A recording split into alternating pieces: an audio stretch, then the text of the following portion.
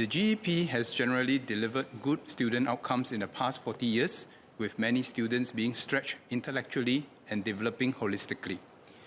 GEP alumni have made significant contributions in diverse fields such as public service, medicine, academia, arts, entrepreneurship, and technology.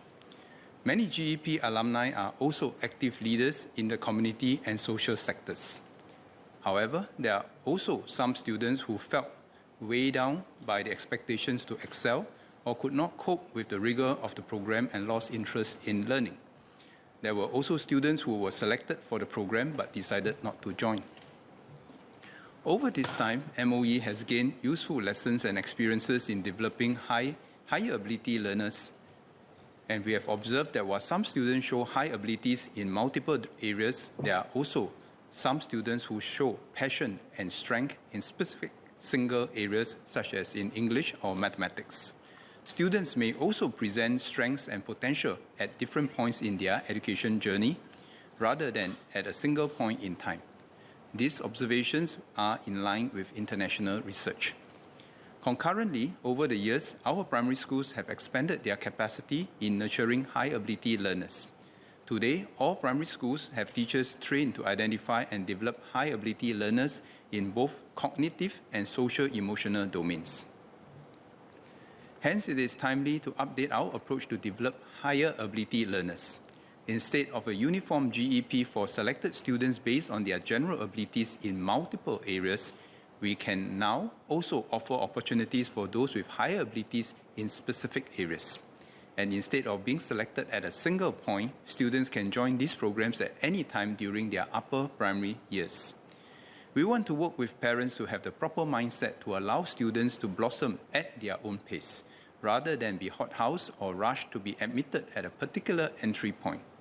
The new approach also gives students the option to exit the programs or modules at any time. If they find themselves unsuitable or wish to pursue other interests without the stigma of having failed to meet the expectations after being labelled as gifted. Ms. Denise Phua, Mr. Leong Man Wai, and Ms. Mariam Jaafar asked about different aspects of our new approach. From the Primary 4 batch in 2027, higher ability learners will remain in their schools and benefit from school-based development without having to disrupt their learning environments and the social bonds they have formed. Students who can benefit from further stretch beyond school-based programs can attend after-school modules at nearby schools. These after-school modules will bring like-minded peers together to interact and inquire more deeply on selected topics. We will ensure a good geographical spread of schools offering these programs so that they are accessible to all eligible students regardless of where they study. Together, these programs will provide higher ability learners a more customized suite of development opportunities according to their interests and strengths. They aim to cultivate curiosity, creativity, and a love for learning in schools. They are not designed to help students perform better in mainstream examinations. Neither is the aim to introduce higher subject levels ahead of time, which would still be bounded by the core curriculum and examination requirements. I wish to assure Mr. Leong Man Wai, Ms. Mariam Jaafar, Mr. Taril Shah, and Mr. Muhammad Fahmi that MOE will support schools and teachers to deliver this new approach effectively and consistently. MOE will guide them in using multiple sources of information to identify higher ability learners. These holistic assessments will include the students' academic abilities and social-emotional readiness for the program. MOE will continue to support our primary schools by providing more curriculum resources and professional learning for teachers to support the cognitive and social-emotional development of our higher ability learners. For example, we will continue to train teachers to understand the cognitive and affective traits of higher ability learners, establish a classroom climate that encourages exploration, creativity, and personal reflection for these students. There will be platforms for schools to share best practices on how they design, implement, and monitor their school-based programs. With the broadening of access to programs for higher ability learners in all schools from 7 to 10% of each cohort, and after-school modules being accessible to eligible students from all schools, students will be able to benefit from the new approach regardless of the school they attend. Dr. Wan Rizal asked about resource allocation and Mr. Louis Chua asked about class sizes. MOE will continue to resource schools according to the learning needs of our students. While the typical class size in primary school can go up to 40, the pupil to student ratio of 15 is comparable to OECD countries. Today, schools already have the flexibility to group students for learning based on their needs. For example, foundation level classes are typically smaller, with between 10 and 20 students. With this new approach, while there will be no change in the typical class size in schools, schools are able to size classes accordingly for the school-based programs and after-school modules for the higher ability learners, as well as for learners who need more learning support to ensure that the programs achieve the intended outcomes. Dr. Wan Rizal also asked about strengthening access to quality education and support for all students regardless of their backgrounds. These changes to the GEP will indeed broaden the support for higher ability learners and provide more opportunities for them to maximize their potential regardless of their background. I think in relation to the new higher ability program, can I just check again with the Minister if there will be a change in the form class size for those who are in this program and those who are not in this program? I think one of the learning points or points highlighted by many GEP students, past and present, and even parents is that they share that the smaller class size of the GEP program is one of the key features. And I think many educators themselves have also expressed a desire for a smaller class size so that they'll be able to, as Minister said, develop each child to their most highest potential holistically. And I think having that smaller class size will enable them to better do so. It is true that we organize our class sizes generally on average between 30 to 40 people, depending on primary school to secondary school level. But actually, if we visit our schools, as I do regularly, you will find that in today's Singapore education system, we have class sizes from a few, like 5, all the way to 40. It all depends on the needs of the students. For the higher needs students, on both ends of the spectrums, we will tend to have smaller class sizes in order to cater to their diverse needs. So that's the first point. So today we have a range of class sizes. There is no one-size-fits-all class size because it all depends on the needs of the students. In fact, for some of the very high-need students, we have pull-out classes for 1:1, 1:2. Those are for the higher need students. Now, having said that, then let me take a step back and explain how we manage this issue of class size with the finite resources that we have. If we look at the OECD reports, and if we look at many of the studies overseas, the main determinant of the quality of our education system, as I explained yesterday during the adjournment motion, is not necessarily the class size. The main and most important determinant of the quality of our education outcome is the quality of our teachers and how we support them to enable them to use the most effective pedagogical tools for the different types of classes. Now, assuming that this is the average class size that we have resources to for the entire system, how do we resource it? We can't change the average very much because in every society, there are only so many quality teachers that we can recruit. If we expand the numbers, we don't want to compromise the quality. So if we can't change the average, what we need to do is what I call we tilt the curve. How do we tilt the curve? For the higher need students, we have smaller class sizes to cater to their needs. But on the other hand, we must learn to leverage on technologies to allow other class sizes that are not so high needs in order for the students to do learning on their own to complement what the teachers are teaching them. So today, actually, there is no such thing as an average class size in our school system. There is a mathematical concept, but in reality, we have a range of class sizes from the smaller class sizes to the bigger class sizes according to the specific needs of our students' needs. And of course, I would like, and I thank everyone for your support to have that MOE to have more resources to support our teachers.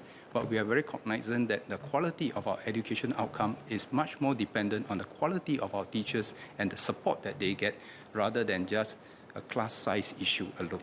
I'm very sensitive to Minister's response that the class size alone isn't determinant, and it is imperative that we also allow quality teachers to address our students. That said, as he acknowledged, it is, and I quote, difficult to teach to the average, and while we have dedicated significant resources to both ends of the distribution, the lower ability as well as the higher ability end, effectively what we are saying when we have a large class size is that we don't believe that there's enough diversity of ability within the middle of the distribution for us to actually need to have smaller class sizes. I'm wondering if the Minister would agree with me that actually if we have smaller class sizes, there can be greater tailoring also for the needs of the middle ability students. I think that's the wrong way to characterize what I have said.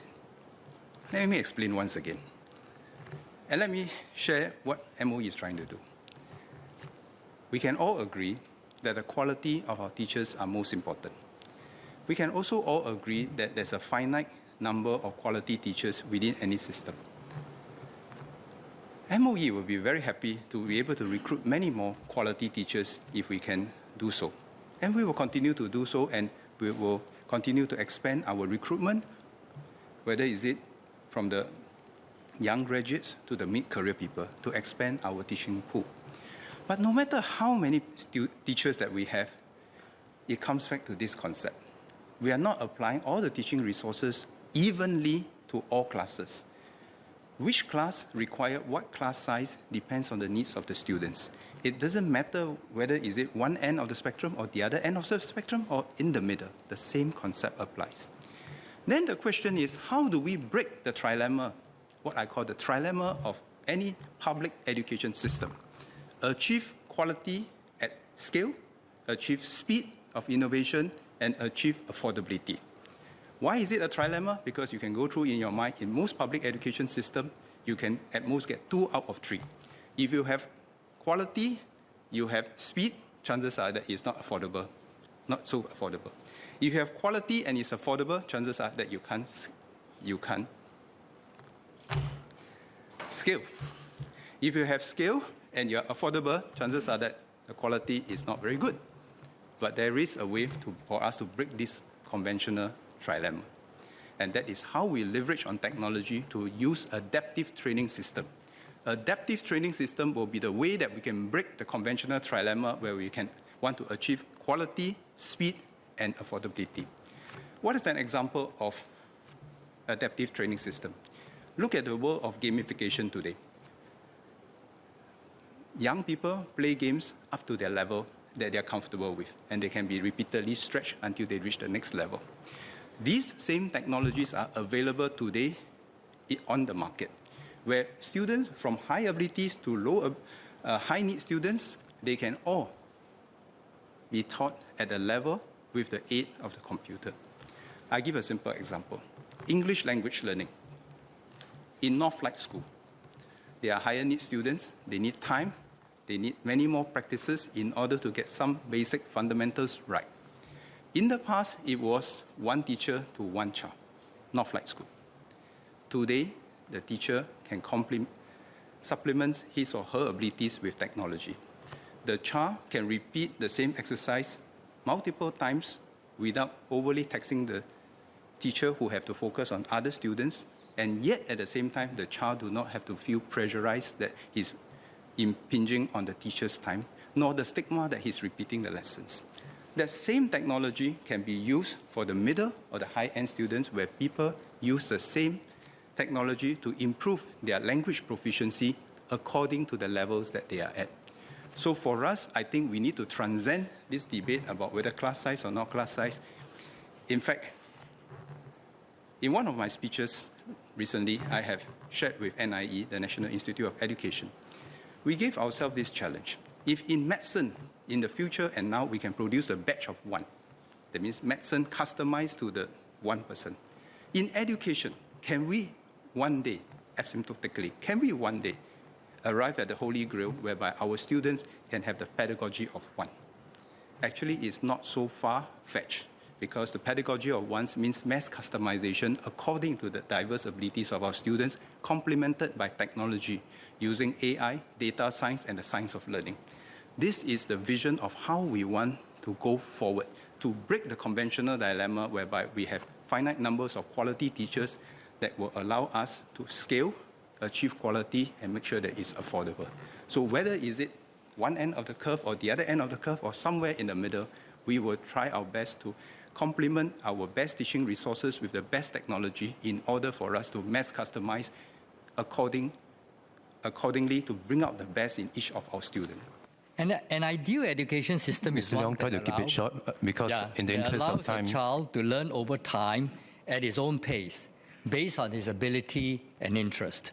A high-ability child should be given more stimulation, while a slow-learning one should be given more time to develop.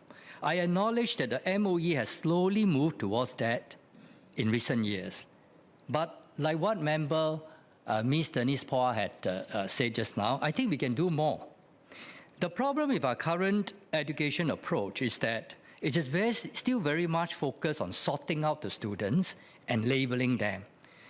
And that has a lot of implication on the subsequent academic advancement of the child.